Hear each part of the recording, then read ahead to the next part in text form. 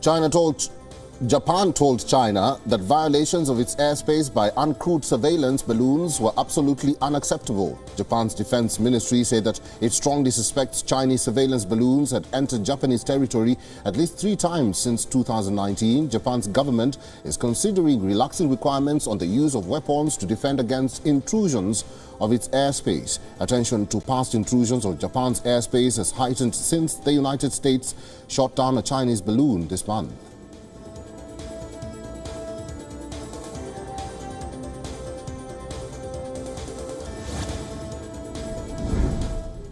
Hundreds of people took to the streets of the Colombian capital, Bogota, in support of President Gustavo Petro's healthcare reform bill. The leftist president had previously called for the supporters to gather as the Congress readies their discussions and vote for dozens of social reforms he vowed to promote.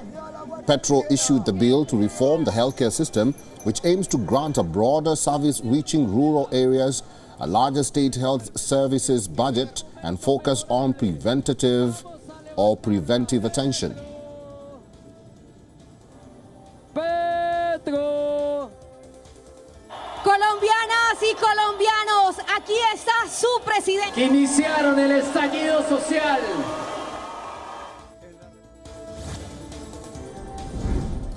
As the Russian offensive continues, Ukrainian Red Cross volunteers continue to evacuate immobile patients from the hospitals of the Donetsk region. They transported them from the hospital to a Doctors Without Borders medical train that evacuates patients to safer regions of Ukraine.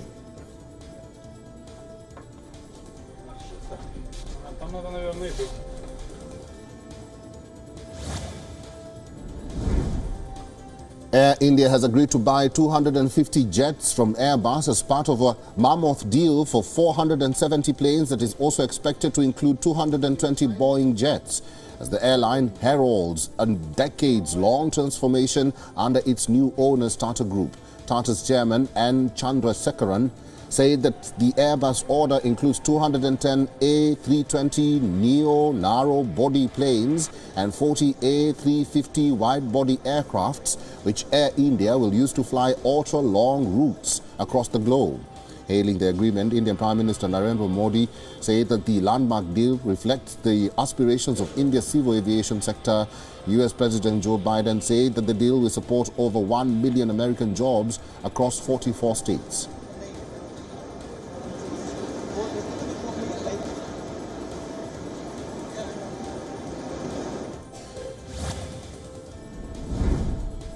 US authorities have arrested 4 more people in the killing of Haitian President Jovenel Moïse, including the owner of a Miami area security company that hired ex-Colombian soldiers for the mission. The squad of former Colombian soldiers are among dozens of suspected people who carried out the July 2021 attack that authorities say originally was envisioned to be a coup rather than an assassination.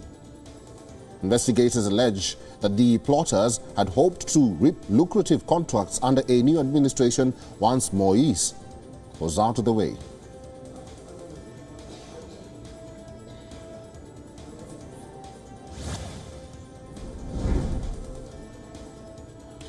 Britain's King Charles visited Turkish and Syrian community centres in London to show his support following the February 6th earthquake, which left over 39,000 people dead and thousands homeless in Turkey and Syria. In Hounslow, Charles met members of the West London Turkish volunteers and discussed their earthquake relief efforts.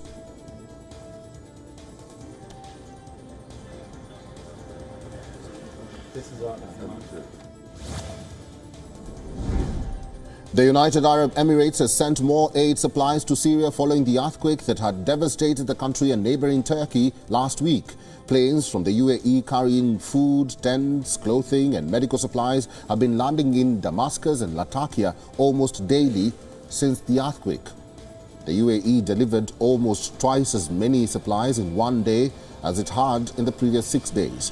The increase came a day after Egyptian President Abdel Fattah al-Sisi asked the UAE's President Sheikh Mohammed bin Zayed Al Nahyan to increase aid to Syria.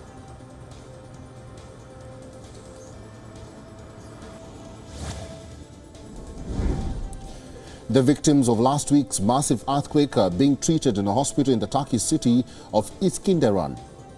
Increasing numbers of patients are suffering from post-traumatic stress disorder and panic attacks.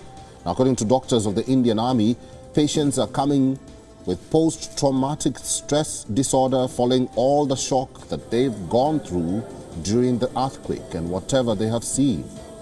The WHO has launched a $43 million appeal to provide trauma care and rehabilitation, essential medicines, vital mental and psychological and psychosocial support, and to continue routine health services.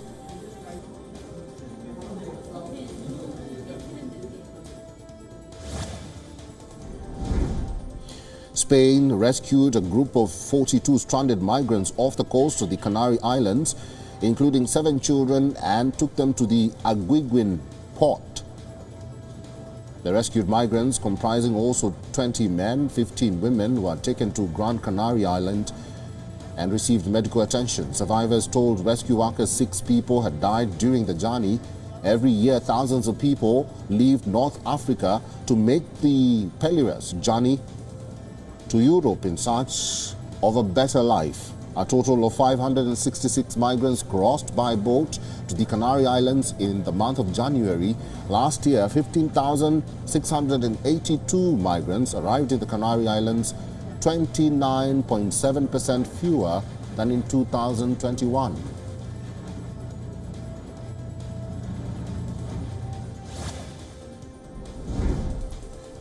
A Missouri judge overturned the conviction of a man who has served nearly 28 years of a life sentence for killing that he has always said he did not commit. A court official said that after the hearing that Lamar Johnson will be processed out but should be available soon outside of the courthouse. St. Louis Circuit Attorney Kim Gardner filed a motion in August seeking Johnson's release, prompting a hearing in December before Circuit Judge David Mason. The conviction of Lamar Johnson in State v. Lamar Johnson cost $22,000.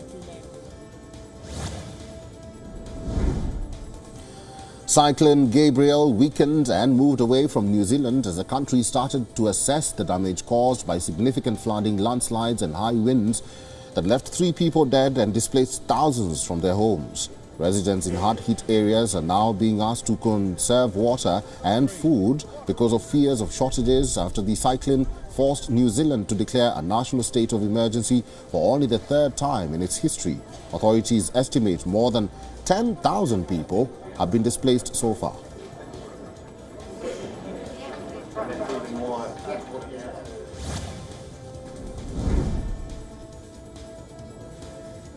Ukraine has urged allies to speed up the pace of military aid as NATO defense ministers prepared to meet for a second day today. Russia bombarded the Eastern Front in what appeared to be the early salvos of a fresh offensive.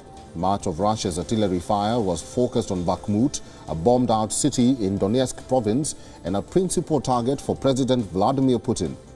Ukrainian troops there have fortified positions in anticipation of street fighting. Bakhmut's capture would provide a stepping stone for Russia to advance on 2 bigger cities, Kramatorsk and Sloviansk in Donetsk, giving it momentum after months of setbacks ahead of the first anniversary of the invasion on February 24th.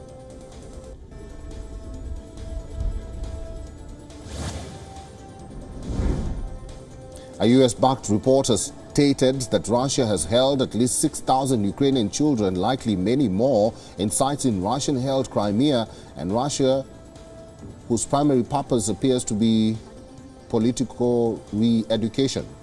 The report said Yale University researchers had identified at least 43 camps and other facilities where Ukrainian children had been held that were part of a large-scale systematic network operated by Moscow since its February 2022 invasion of Ukraine. According to the report, some of the children were moved through the system and adopted by Russian families or moved into foster care in Russia.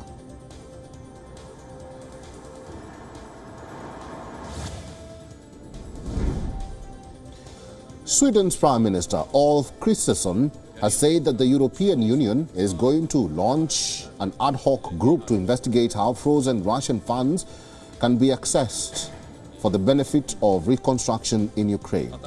Christensen say the group will be launched in the coming days. Sweden currently holds the EU's rotating presidency. The ad hoc group will be headed by Anders Unlead, the head of Sweden's National Board of Trade, which is a government agency. Among the key assets will be Russian central bank funds expected to amount to tens of billions of dollars.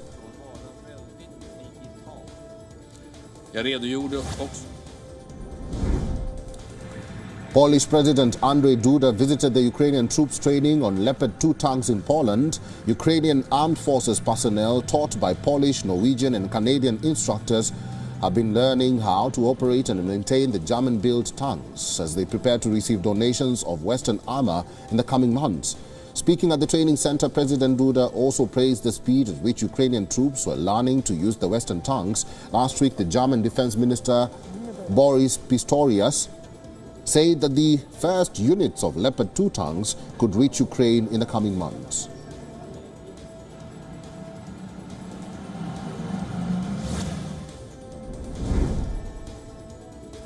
NATO defense ministers have sought to step up their support for Ukraine in what appear to be early salvos of a new offensive. Ukraine desperately needs more weapons. The Dutch defense minister, Kees Ollongren, said NATO members would have to debate the feasibility of delivering F-16 fighter jets to Kiev as Russian forces bombard Ukrainian troops and towns along the front lines in eastern Donetsk region. Meanwhile, Moldova's President Maya Sandu alleged that Russia was plotting to use foreign saboteurs to bring down her country's leadership and stop it from joining the European Union and use it in war against Ukraine.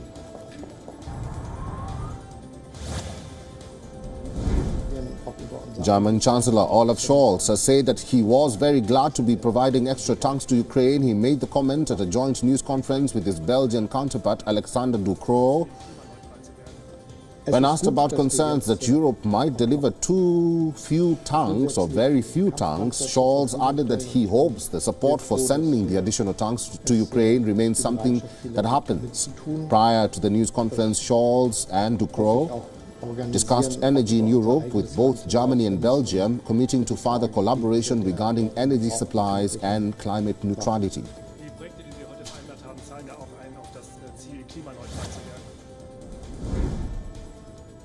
Hundreds attended a funeral procession in the occupied West Bank after a Palestinian teenager was killed by Israeli troops during an army raid early in the day. The death was the latest in an almost year-long surge in Israeli-Palestinian violence that shows no signs of abating. Now, according to the Israeli military, in an overnight operation carried out across the occupied West Bank, a person approached troops with an explosive device, and so the army shot the person dead. Nearly 150 Palestinians were killed last year in the West Bank and East Jerusalem, making it the deadliest year in those areas since 2004.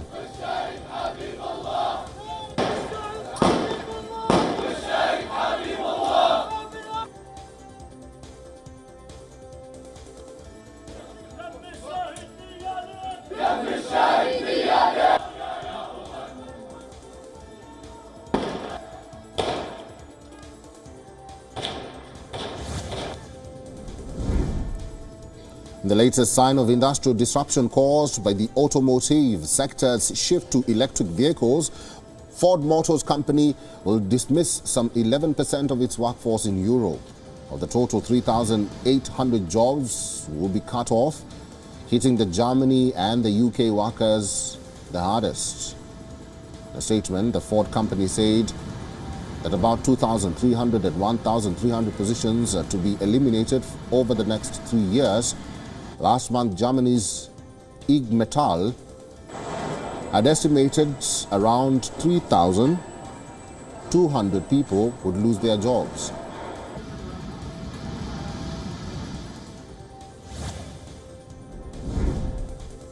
(2,500) demonstrators flocked to Berlin's iconic Brandenburg Gate to show solidarity with women's rights and call for an end to violence against women. The 1 Billion Rising campaign saw groups of dancers take to the stage and perform dance routines as hundreds of supporters joined in as dusk fell on the capital city.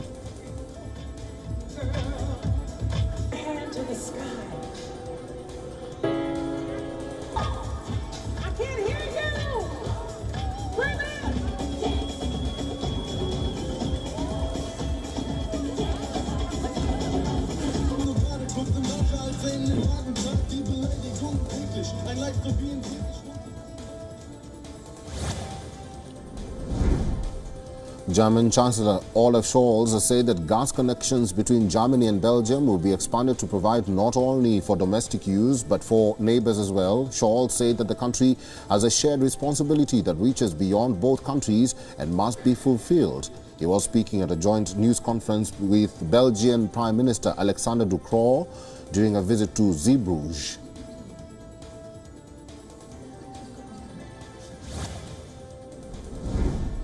At least 1,363 people attended a record-breaking Speed Data's meeting in Brussels yesterday. Organizers billed the Valentine's Day event as the world's biggest ever, smashing the previous record of 964 set in Dublin in 2019. The event took place in a cavernous former warehouse, which was filled with rows of tables, bright lights and disco music. Participants circulated every 4 minutes, meeting on average 16 people over the course of the evening.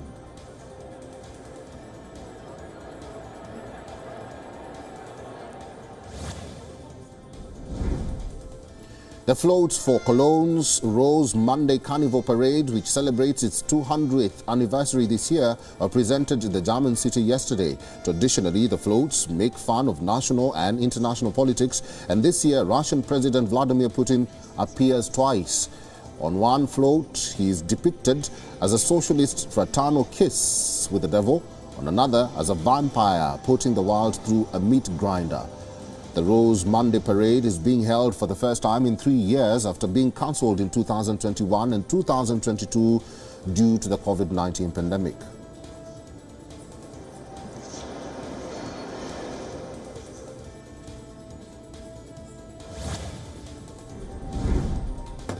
Native Americans from across the United States attended the Seminole tribe's 50th tribal fair and powwow. The powwow is a traditional gathering of American Indians in which tribes reconnect and catch up once a year. Visitors embraced relatives and friends from across the country that they had not seen in years. The ceremony began with a traditional grand entry ceremony in which participants dressed in traditional costumes danced to singers and drummers in a circle.